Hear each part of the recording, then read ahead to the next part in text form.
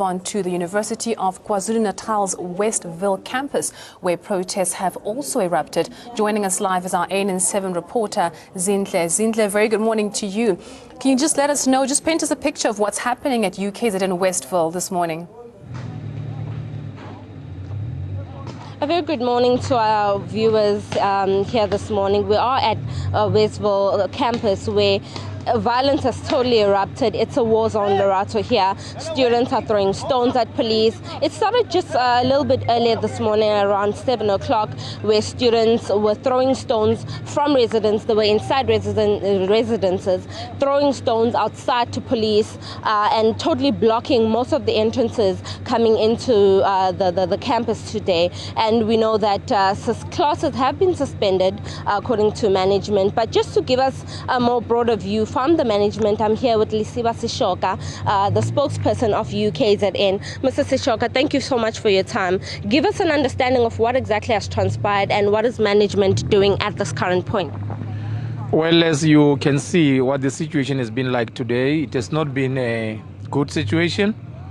We have had about 4 weeks of students attending classes, and after SASCO's call last night that students need to boycott and shut down universities, this is what we have now. We have made a decision today that we shall close this academic program on this campus today, but we'll return tomorrow. And we will then observe as to how students continue to conduct themselves. Of course, if they continue to behave in this manner that we are seeing, we may have to make a very hard decision to say that they should go home, let's close the university for good.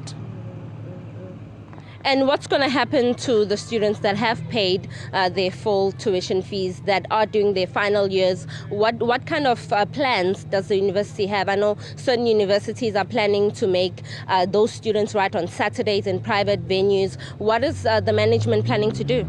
Well, it's too early for me to say, because we have already planned that we will have a recovery plan for this year. But obviously, if the situation continues to go out of hand, we'll have to make very hard decisions and say, look, go home. It doesn't look like you've got good intentions to be at university.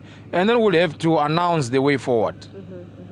Thank you very much. Thank you very much, Mr. Sishoka. That was Lisiba Sishoka, the spokesperson of UKZN. We are here at Westville campus, and like I said, Lorato, it's really a war zone. We've seen tear gas being fired at students, rubber bullets, and just earlier we saw 2 students being arrested by the MI7 private security guard that's hired by the university, as well as the SAPS that is here guarding the situation. Those 2 students had petrol in 2-liter containers, and that alone will show you that these students mean business. But just, Lorato, to give you a feel, I'll ask my cameraman to pan so that you can get to understand the heavy police presence that is here. I'm just going to move out of shot here. We are at just outside the Risk Management Services building, which is mostly a main point, one of the main points here at the UKZN. You cannot miss it. It's in the main circle of the university. You can see the heavy police presence here. There's over 10 police cars, close to 15 or 20 or so we've seen Inyalas. There's metro cops here. There's private security companies. There are private detectives as well here that are trying to guard the situation. And we saw a lot of students covering their faces with yellow T-shirts or some kind of cloth form to make sure that the tear gas that is fired by the police doesn't necessarily harm them, and that whatever mandate that they are pushing, whatever agenda they are pushing, they are able to really utilize and fulfill here today. But it's really a war zone. These students don't seem to be backing down anytime soon. On Tuesday, there was a march that universities all over KZN united and marched to the City Hall, handing over a memorandum to the eThekwini municipality officials. And in that memorandum, they were calling for free education. They were calling for a stop to police brutality. They were calling for a lot of things.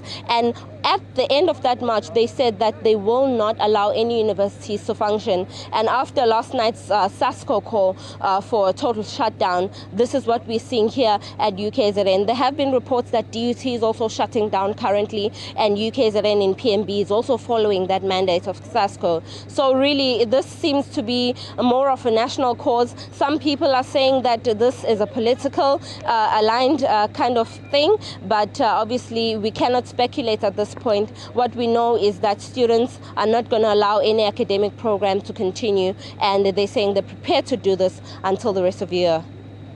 Cynthia, that was our reporter live at UKZN giving us the status update on the situation currently there. Students arrested with petrol bombs in their possession, and also she's telling us there that the UKZN Westville and other campuses will be closing down, as well as the DUT campus. A lot of unrest being sparked by SASCO's call for all varsities to shut down today and tomorrow.